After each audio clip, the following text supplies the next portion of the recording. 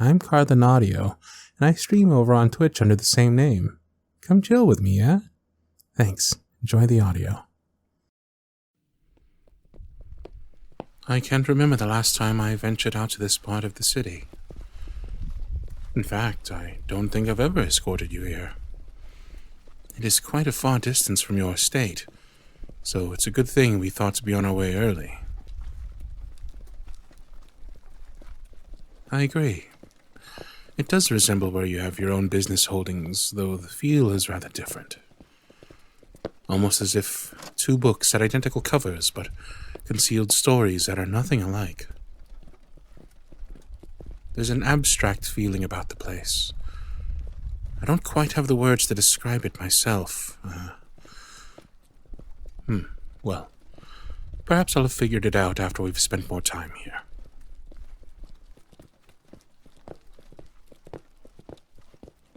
It shouldn't be long now until we arrive at the Huxley residence. If I remember correctly, it's by an apple orchard just outside the city. He's expecting you, so I'm sure there will be someone to meet us upon our arrival. Are you cold, mistress? Your knuckles are almost white with how tightly you're holding that shawl against yourself.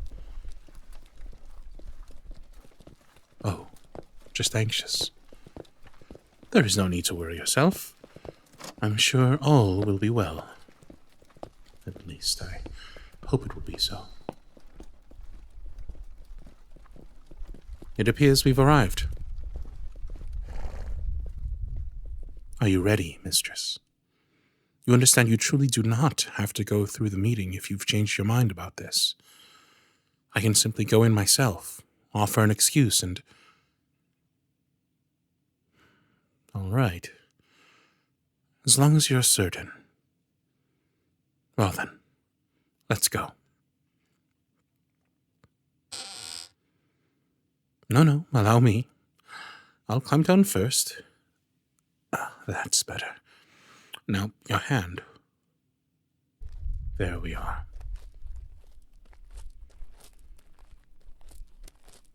Good day, sir. Yes, please announce Lady de Lacy's arrival. We have an audience with Mr. Huxley concerning matters of the de Lacy business. I take it you'll be showing us the way? All right, then. Come now, my lady.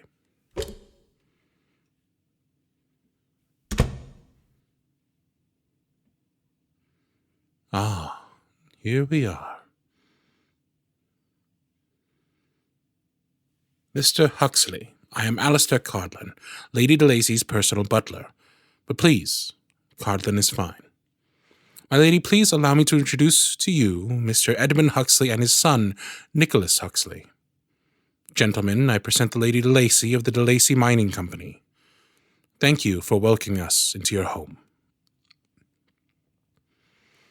He seems to be acting pleasant enough thus far, and his son doesn't appear to deserve even an ounce of his father's negative reputation. She doesn't seem at all perturbed by his presence. Perhaps there is something redeeming to be found in him, though I know better than to be too trusting so soon. A lesson I only needed to be taught once. It's always better to be wary now than suffer the damages in the future. I suppose only time will tell. Pardon? Oh, of course. You must be anxious to begin the meeting. I'll be waiting in the foyer to escort you back to the estate once your business has concluded, mistress.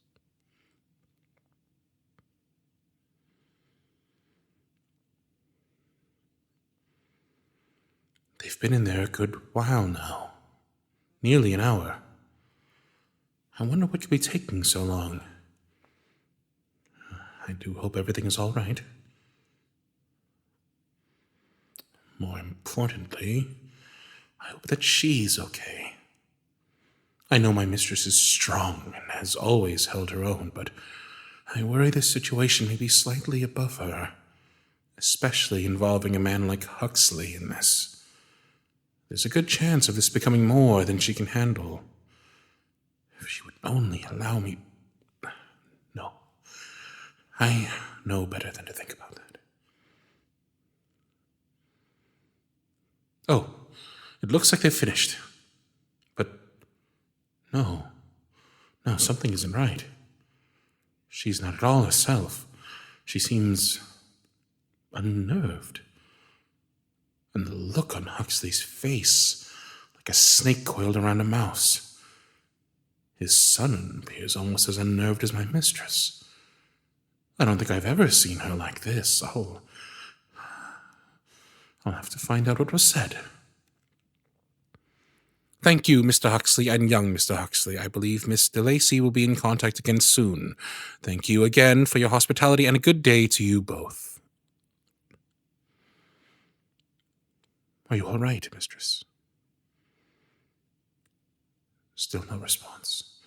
Just that look frozen on her face. Something is certainly amiss here. I'll try to speak with her again once she settles a little bit. This way now, mistress. The coach is waiting.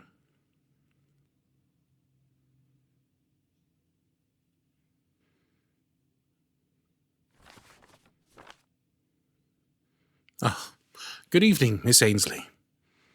Yes, I'm just preparing the mistress's desk for her, making sure she has the appropriate paperwork available for tomorrow's business. You seem upset. Is everything all right? Mistress DeLacy?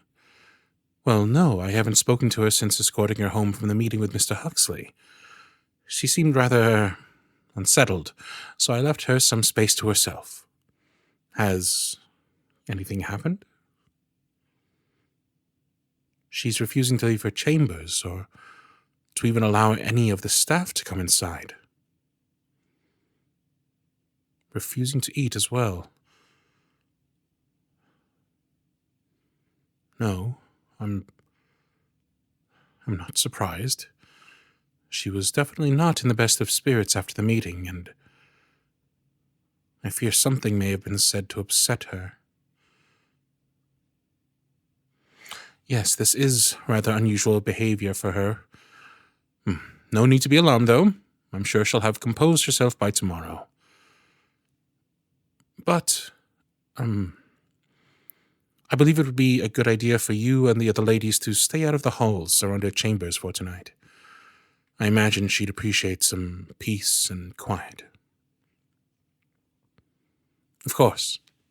And that the other staff know as well. All right. Till tomorrow. Good night.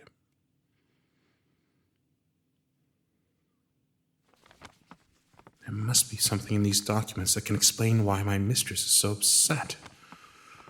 Mining rights, expense reports, productivity projections,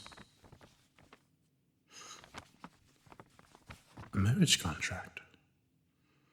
I see. This is probably what upset her, and likely why Huxley's son was present at the meeting. May not be a path she favors, but it isn't unusual for marriage to be negotiated along with business. Wait. This isn't... These documents say Edmund Huxley, not Nicholas. He doesn't want her to marry his son. He wants her for himself. That disgusting lecherous. The man is nearly 70. His wife only passed 2 months ago. No wonder his son was also distraught. Oh, little miss. I wish you wouldn't take on this burden alone. We will find a way around this. I know maintaining your family's holdings has been a delicate balance since their deaths, but I will not see you married off to that diseased piece of filth.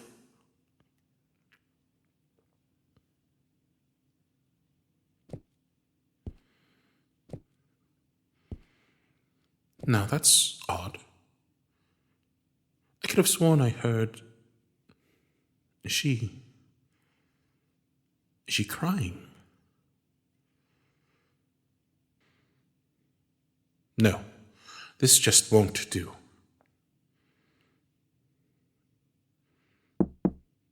Mistress, are you all right?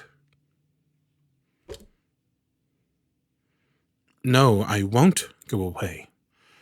Sobbing and still in your day clothes at this time of night, it wouldn't be right for me to leave you alone in such a state.